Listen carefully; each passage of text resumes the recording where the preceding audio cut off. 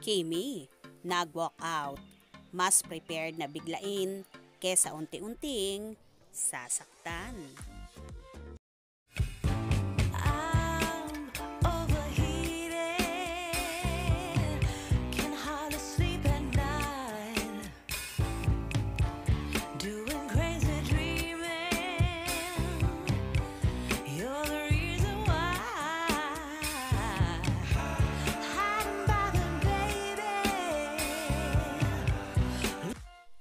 Sa nagdaang episode ng afternoon show na It's Showtime, sa segment na Especially For You.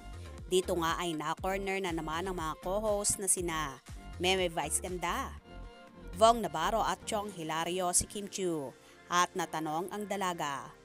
Tanong ni Vong kay Kim, anong gusto mo? Binibigla ka o dahan-dahan? Sagot naman dito ni Chinita Princess, yun nga, sayang ang oras. Dapat biglain na kung sasaktan. Isang sakitan na lang, kesa dahan-dahan tagal pa.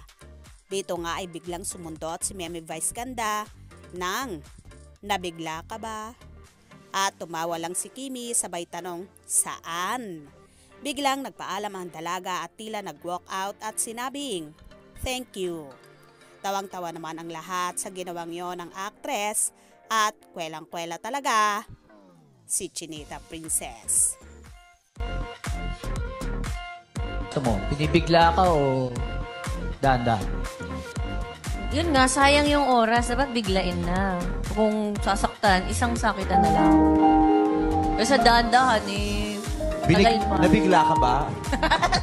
Saan?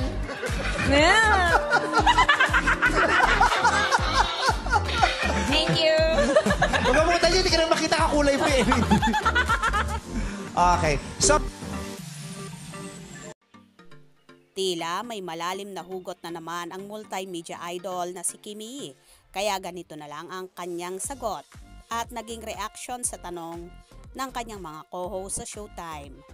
Game na game naman si Chinita Princess na sagutin ang mga pang-okray sa kanya ng kanyang mga kasamahan na tila ito rin talaga ang nangyari sa kanila ng ex-nobyong si Sian Lim na unti-unti nga siyang sinaktan kaya naman nauwi sa hiwalayan.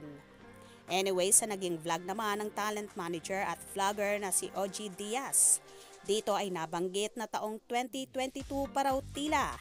Nagkakamabutihan nga sina Sian Lim at ang producer ng Viva at nalilink nga sa aktor na si Iris Lee na unti-unti na nga daw ibinabandera ng actor-director.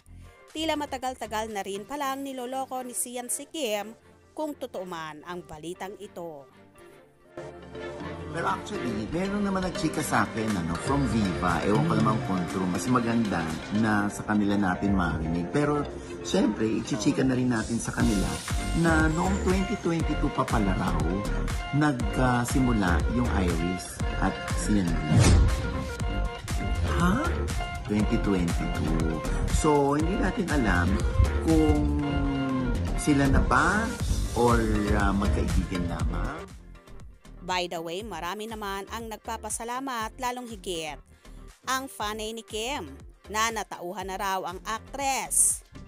At soon daw makikita na rin niya si Mr. Right, yung handa siyang panindigan at ipaglaban, harangan man ng sibat ang kanilang pag-iibigan. Kaya naman tumutok at wag na wag pahuhuli sa mga maiinit na kaganapan. Anong inyong magiging reaction sa bidyong ito? Comment below.